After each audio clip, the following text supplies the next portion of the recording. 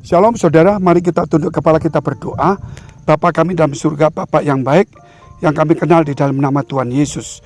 Sungguh kami mengucap syukur kepada Tuhan, jikalau hari ini kami boleh membuka hati kami untuk mendengarkan firman-Mu, sabda-Mu yang indah dan berkuasa. Sebab itu Tuhan, tolonglah setiap kami, supaya kami boleh mempunyai iman yang teguh, sehingga doa kami boleh berkenan di hadapan Tuhan. Kami berdoa untuk setiap saudara kami, mereka dalam pergumulan, mereka masalah, mereka yang susah sendirian, yang putus asa. Tuhan beri kekuatan, Tuhan berikan harapan, Tuhan berikan kemenangan. Terima kasih Tuhan, bahkan yang sakit, berikan pemulihan dan kesembuhan. Di dalam nama Tuhan Yesus kami sudah mengucap syukur dan berdoa. Haleluya, amin. Kalau kita melihat beberapa firman Tuhan, saudara, bahwa sebenarnya berkat Abraham itu telah diturunkan bukan kepada keturunan Abraham secara jasmani saja. Kalau kita melihat bagaimana Abraham mempunyai Ishak, Yakub, dan kemudian kita melihat bagaimana sampai kepada Musa, bagaimana kepada Daud, sampai bangsa Israel yang boleh diakui hari ini bahwa mereka bangsa yang betul-betul mempunyai kemampuan tinggi, baik secara hikmat, pengaturan ekonominya, menguasai banyak hal, karena memang berkat Abraham turun kepada mereka. Walaupun kerap kali mereka tegar tengkuk, sehingga mereka dikirimkan ke namanya tempat-tempat untuk mereka dibawa ke negara lain, tetapi di situ juga muncul yang namanya Daniel, Sadrak, Mesak, dan Abednego, sehingga disitulah mereka dipakai Tuhan.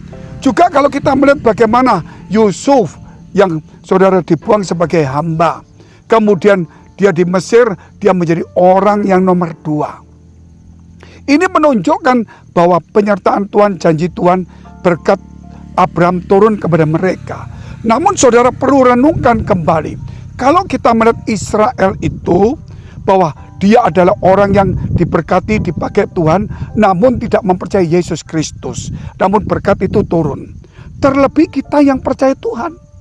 Sebab itu jangan melihat bangsa Israel yang hebat saja, tetapi lihatlah orang-orang percaya bahwa kita ini ada roh Tuhan, dan hidup kita rumah Tuhan. Ada Roh Kudus. Seharusnya lah kita ini jangan malas. Seharusnya kita terus berupaya untuk kemuliaan Tuhan. Bukan berarti saudara kita bersusah payah, namun berusaha. Jangan malas, tetapi kita belajar terus-menerus. Saya percaya Tuhan menyertai kita. Kalau kita melihat kenapa bangsa yang ada di Asia, contohnya Jepang yang gak percaya Tuhan, bisa maju. Karena dia bangsa yang rajin, disiplin, mau belajar tekun. Kita orang yang diberkati Tuhan. Lebih daripada itu, kita harus lebih daripada itu. Kalau kita lihat juga bagaimana orang Tiongkok bisa maju. Nah, karena mereka tekun, mereka kerja keras, mereka sungguh-sungguh membangun, mencintai negaranya. Tapi di dalam situ ada orang Kristen yang dari 50 juta, mereka komitmen untuk 100 juta. Dan 100 juta mereka komitmen 150. Dan itu terpenuhi hari ini. Dan mereka punya komitmen target menjadi 300 juta. Menjadi orang Kristen yang terbanyak dari negara-negara yang ada. Dari situlah kuasa Tuhan dicurahkan. Tetapi kita kembali lagi. Kita adalah orang-orang dari bangsa berbagai macam. Ada roh Tuhan dalam kita. Sehingga kita tahu bahwa berkat Abraham juga dicurahkan kepada kita. Kita baca dulu firman Tuhan. Galatia 3 ayat 13 dan 14. Kristus telah menebus kita dari kutuk hukum Taurat dengan jalan menjadi kutuk karena kita. Sebab ada tertulis, terkutuklah orang yang digantung pada kayu salib. Yesus Kristus telah membuat ini supaya di dalam Dia berkat Abraham sampai kepada bangsa-bangsa lain. Sehingga oleh iman kita menerima roh yang telah dijanjikan itu, bahwa kutuk telah dirubah menjadi berkat. Manusia memilih kutuk, tetapi Tuhan sumber berkat mengubahnya. Manusia masuk di dalam kutuk, tetapi Tuhan mau mati untuk menebus dosa itu dan mengganti kutuk menjadi berkat. Dan ketika Yesus mati di kayu salib, kutuk itu, saudara, itu semuanya dibebaskan, dihapuskan dari orang yang percaya kepada Yesus yang mati di kayu salib. Dan kemudian ketika dia bangkit, disitulah berkat Abraham diturunkan kepada bangsa-bangsa lain. Kita lihat Galatia 3 ayat 29. Dan jikalau kamu adalah milik Kristus, maka kamu juga adalah keturunan Abraham dan berhak menerima janji Allah. Dikatakan kalau kita ini milik Kristus, maka kita adalah keturunan Abraham dan berhak menerima janji itu.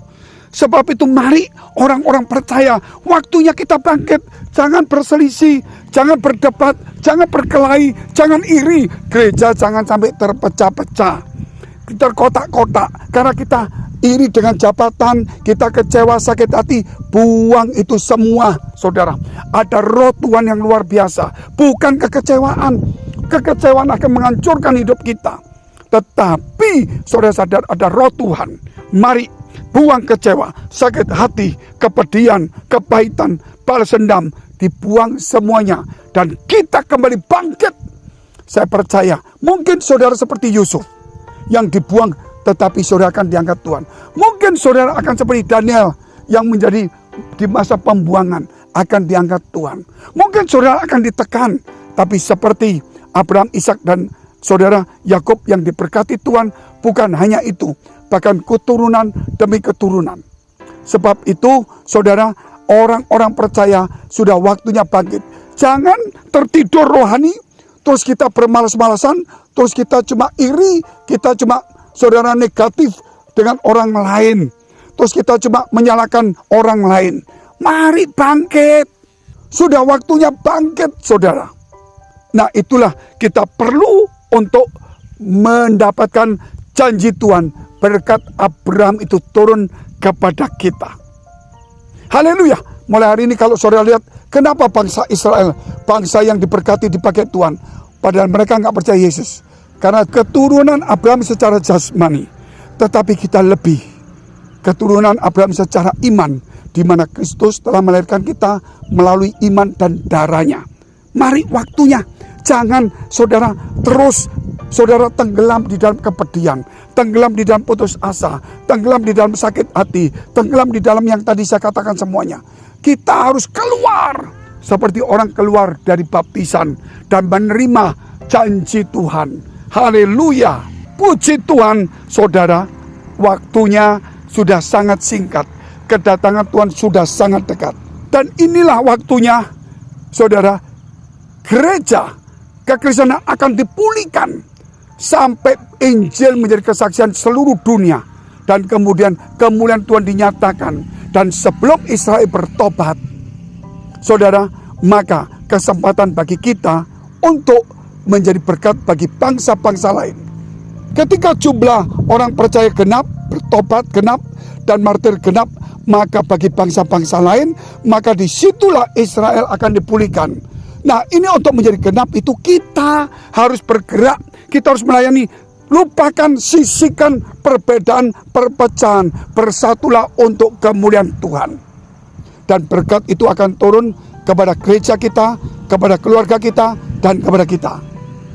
Mari kita tunduk kepala, kita berdoa bagi saudara yang dalam pergumulan masalah, persoalan, baik pekerjaan rumah tangga, studi ekonomi, karir. Dekapkan kedua tanganmu di dadamu, maupun jodoh apapun juga. Dan bagi yang sakit, tumpangkan tangan bagian sakit. Di dalam nama Tuhan Yesus, jadilah sembuh, jadilah pulih. Karena dalam nama Yesus ada kuasa yang ajaib yang bekerja.